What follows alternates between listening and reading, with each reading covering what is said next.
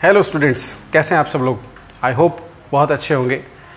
एक चीज़ मैंने हमेशा देखी है स्टूडेंट्स के बीच में कि वे लोग इंग्लिश पढ़ना कहीं ना कहीं स्टार्ट करते हैं और ज़्यादातर जगहों पे जो इंग्लिश पढ़ाई जाती है वहाँ पे ग्रामर के अंदर टेंस, वर्ब या आप कह सकते हैं एक्टिव पैसिव वॉइस, इस तरह के टॉपिक्स जो हैं वो स्टार्ट में पढ़ाए जाते हैं और इन्हीं कारणों से उनकी जो कमांड इन टॉपिक्स की होती है वो बेटर होती है in comparison to other topics जो एंड में पढ़ाए जाते हैं। और उन्हीं टॉपिक्स में से एक है प्रेपोजिशन। प्रेपोजिशन मैंने देखा है कि ज़्यादातर टीचर्स जो हैं वो एकदम एंड में पढ़ाते हैं जब भी सिलेबस की बात होती है, और जो मैं मानता हूँ बिल्कुल सही भी है, क्योंकि ये एक है ऐसा टॉपिक जो बिल्कुल एंड में पढ़ना होता है। लेकिन इसका बेसिक जो है वो एक्चुअली में मुझे लगता है कि एक स्टूडेंट को स्टार्ट में पता होना चाहिए, क्योंकि जब वो सेंटेंसेस के साथ में डील करना स्टार्ट करता है तो वो बहुत ईजिली पता लगा लेता है, एक स्टूडेंट बहुत ईजिली पता लगा लेता है कि नाउन क्या है, प्रोनाउन क्या है, वर्ब क्या है। इनफैक्ट वो कुछ स्टूडेंट्स ऐसे भी होते हैं जो एडजेक्टिव्स और एडवर्ब्स को भी बहुत इजीली फिगर आउट कर लेते हैं कि वो क्या होता है। बट प्रेपोजिशन के जो कॉन्सेप्ट्स हैं वो बेसिक्स की नॉलेज ना होने के कारण वो कई बार नहीं समझ पाता, और कुछ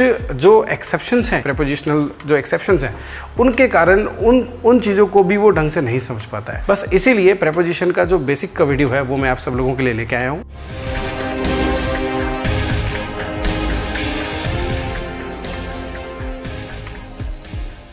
जो टॉपिक है हमारा आज का वो है प्रेपोजिशंस।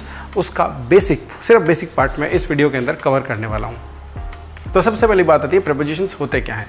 देखिए, किसी भी चीज़ को जब हम पढ़ते हैं, समझते हैं, इंग्लिश का चाहे टॉपिक हो या फिर कोई भी दूसरी कोई साइंटिफिक चीज़ को आप पढ़ रहे हो या कोई भी टॉपिक, कुछ भी कॉन्सेप्ट पढ़ रहे हो, तो उसके बारे में कुछ चीज़ें अगर आपको पता है तो आप कह सकते हो कि आपको वो टॉपिक आता है। यस, तो ये 3 चीज़ें अगर आपको पता है किसी टॉपिक के बारे में तो आप कह सकते हैं कि हाँ, आपको उस टॉपिक की नॉलेज है। वो है what is that thing, how is it used and examples. मेरे हिसाब से प्रेपोजिशन के एग्जाम्पल्स आप में से ज़्यादातर स्टूडेंट्स को आते होंगे। कौन से होते हैं examples? To, in, into, on, across, besides, ये इस तरह के बहुत सारे, सॉरी नॉट बिसाइड्स, बिसाइड, और इस तरह के बहुत सारे वर्ड्स जैसे अमंग, बिटवीन, ये सभी वर्ड्स जो होते हैं ये प्रेपोजिशंस होते हैं। एग्जाम्पल्स जो हैं वो ज़्यादातर स्टूडेंट्स को आते हैं, बट उन्हें ये नहीं पता होता व्हाट इज़ दैट, प्रेपोजिशन होता क्या है, यानी कि डेफिनेशन क्या है प्रेपोजिशन की, और हाउ मतलब इन्हें यूज़ कैसे किया जाता है ये भी नहीं पता होता। तो इसीलिए एक टॉपिक के बारे में जो मतलब एक कॉन्फिडेंस के साथ में ये कह पाना कि मुझे ये टॉपिक आता है, वो ये काम स्टूडेंट्स नहीं कर पाते हैं, क्योंकि उन्हें ये तीनों चीज़ें नहीं पता होती। एक पता होती है, ये दोनों नहीं पता होती। इस वीडियो में मैं यही कवर करने वाला हूँ कि आप हाउ को कैसे एक्सप्लेन करें और व्हाट को कैसे एक्सप्लेन करें मिनिमम टाइम के अंदर। इस वीडियो का जो लेंथ है वो बहुत ज़्यादा बड़ी नहीं है, बट आपको प्रेपोजिशन होता क्या है ये पक्का समझा दूंगा। आइए स्टार्ट करते हैं। चलिए गाइस, तो इस वीडियो के अंदर हम जो डिस्कस करने वाले हैं, सबसे पहली बात कि प्रेपोजिशन होता क्या है और उसकी डेफिनेशन क्या है। मैं एक एग्जांपल के साथ में इसको आपको समझाने की कोशिश करूँगा। आपके सामने मैंने एक सेंटेंस लिखा है। इस सेंटेंस में मैंने लिखा है Reema came to Delhi from Agra with her father by car in the morning. ये हमारे सामने एक सेंटेंस यहाँ पे लिखा हुआ है।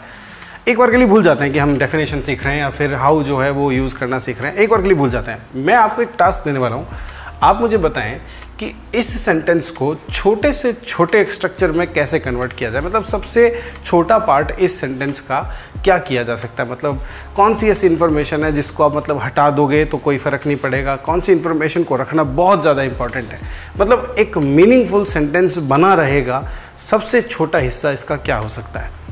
जब आप ट्राई कर लो, एक बार वीडियो को पॉज करके आप ट्राई कर लो। अब तक आपने अगर ट्राई कर लिया हो तो आगे बढ़ते हैं। अगर आपने वीडियो को पॉज करके ट्राई किया तो हो सकता है कि आप में से कुछ लोगों ने ये वाली इन्फॉर्मेशन हटा दी हो, कुछ लोगों ने ये वाली इन्फॉर्मेशन हटा दी हो, कुछ लोगों ने हो सकता है सिर्फ यहीं तक ही सेंटेंस बनाया हो, बट इसका जो सबसे छोटा सेंटेंस पॉसिबल है वो इतना सा ही है।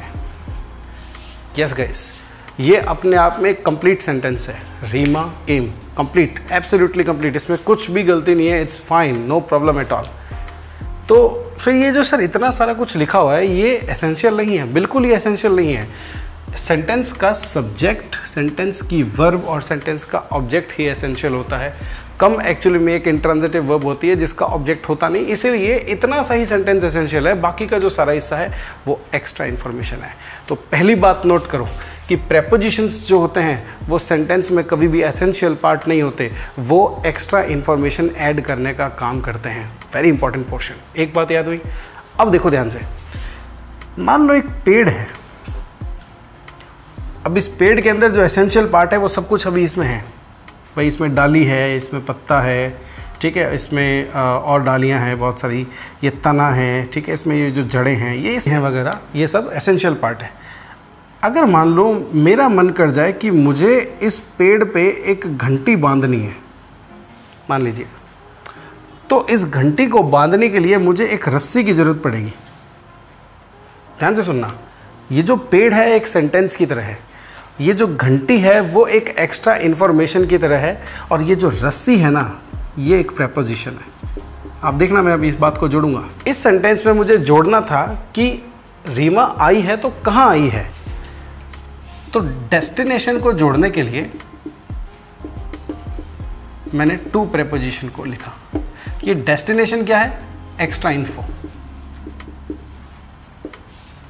तो इसे जोड़ने के लिए मुझे इसकी जरूरत पड़ी।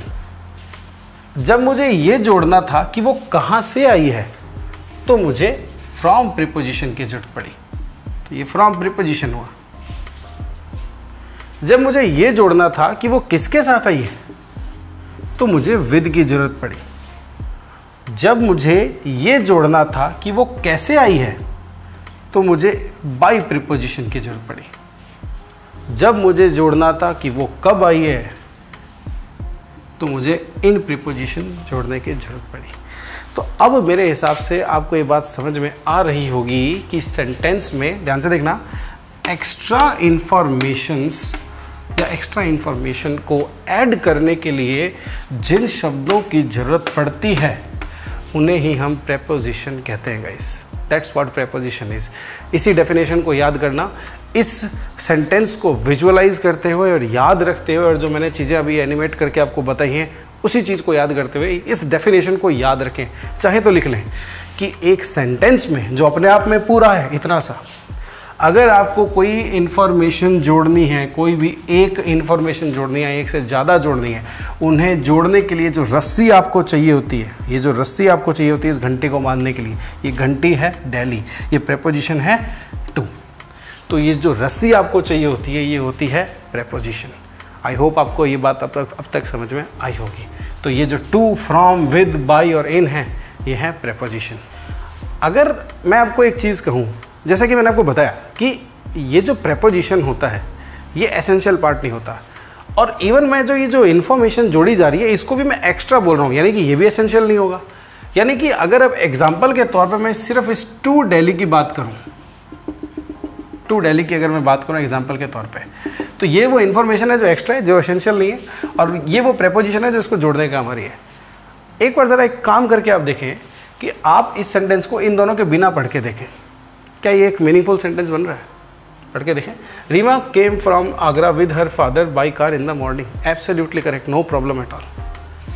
उसी तरीके से अगर मैं कहूँ आप फ्रॉम आगरा को सेंटेंस में से एक्सक्लूड करके देखें, उसी तरीके से मैं आपको कहूँ विद हर फादर को एक्सक्लूड करके देखें, उसी तरीके से मैं आपको कहूँ बाई कार को एक्सक्लूड करके देखें, उसी तरीके से मैं आपको कहूँ इन द मॉर्निंग को एक्सक्लूड करके देखें। आप इन 1, 2, 3, 4, 5 यूनिट्स में से किसी भी 1, 2, 3, 4 या इवन 5 को हटा के देख लो, आपके पास में एक सेंटेंस बचेगा। और मैंने बोला किसी भी, यानी कि आपकी मर्जी है जिसको हटाओ, आप इसे हटा दो और इसे हटा दो। पढ़ के देखो सेंटेंस को, Reema came from Agra with her father in the morning. Is it a wrong sentence? It's absolutely correct.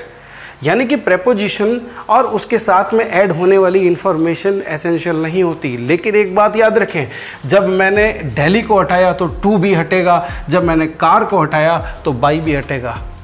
यहाँ तक बात समझ में आई? एक चीज़ और ऐड करूँ, ये जो एक्स्ट्रा इन्फॉर्मेशन ये ऐड करता है, इसके बारे में एक बात क्या याद रखोगे, इसे प्रीपोजिशनल ऑब्जेक्ट कहते हैं। इसे क्या कहते हैं? Prepositional object. तो जैसा कि मैंने कहा कि प्रेपोजिशंस के बाद सिर्फ नाउन या प्रोनाउन ही आ सकते हैं, जिन्हें हम प्रेपोजिशनल ऑब्जेक्ट कहते हैं। आपने शायद ये बात भी पढ़ी होगी कि ऑब्जेक्ट सिर्फ नाउन या प्रोनाउन नहीं हो सकते हैं। एक चीज़ और याद रखें कि नाउन इक्विवेलेंट्स भी आ सकते हैं यहाँ पे। तो ये जो नाउन इक्विवेलेंट्स होते हैं ये भी आ सकते हैं। ये क्या होते हैं एक डिफरेंट वीडियो में आपको 100% समझाऊंगा मैं। बस एक चीज़ ध्यान रखें कि अगर आप किसी सेंटेंस में से एक प्रीपोजिशन को हटाना चाहते हैं तो फिर उसका प्रीपोजिशनल ऑब्जेक्ट भी हटेगा। जैसे कि मैंने कहा टू हटाना है तो दिल्ली भी हटेगा, एंड वाइस वर्सा है। अगर आपको वो इन्फॉर्मेशन हटानी है, दिल्ली हटाना है, तो फिर ये टू भी हटेगा। और एक सेंटेंस में आप बहुत सारे प्रीपोजिशंस के साथ में बहुत सारी एक्स्ट्रा इन्फॉर्मेशन या प्रीपोजिशनल ऑब्जेक्ट्स जोड़ सकते हैं। और अगर आप चाहें तो इनमें से कोई भी दो, इनमें से कोई भी तीन, कोई भी दो, जैसा कि मैंने कहा है ना, तो आप कोई भी दो, कोई भी तीन, कोई भी चार या सारे के सारे जितने जोड़ना चाहो जोड़ सकते हो। और गाइज आपने कई बार देखा होगा कि सेंटेंसेस बहुत बड़े बड़े होते हैं, 4, 5, 6 लाइन्स के होते हैं, तो उनके अंदर इसी ट्रिक को यूज़ किया जाता है कि वो प्रीपोजिशन लगाते हैं और बहुत बड़ा एक उसके अंदर क्या करते हैं, नाउन प्रोनाउन या प्रीपोजिशनल ऑब्जेक्ट जोड़ देते हैं, और इसी तरीके से सेंटेंसेस को बड़ा बनाया जाता है। तो बस इतना ही मेरे को आपको समझाना था प्रीपोजिशन के बेसिक्स की क्लास के अंदर कि ये है क्या। पहली बात, हाउ, कैसे यूज़ करते हैं ये भी समझाया मैंने कि अपन को क्या करना होता है। कोई अगर घंटी बांधनी है तो एक रस्सी चाहिए जो होती है, वो आपकी प्रीपोजिशन है, ये इनका काम होता है, ये इस तरीके से यूज़ किया जाता है। एक और जो चीज़ सीखी है वो क्या सीखी कि ये जो एक्स्ट्रा इन्फॉर्मेशन ये जोड़ते हैं वो क्या होता है, इनको प्रीपोजिशनल ऑब्जेक्ट कहा जाता है।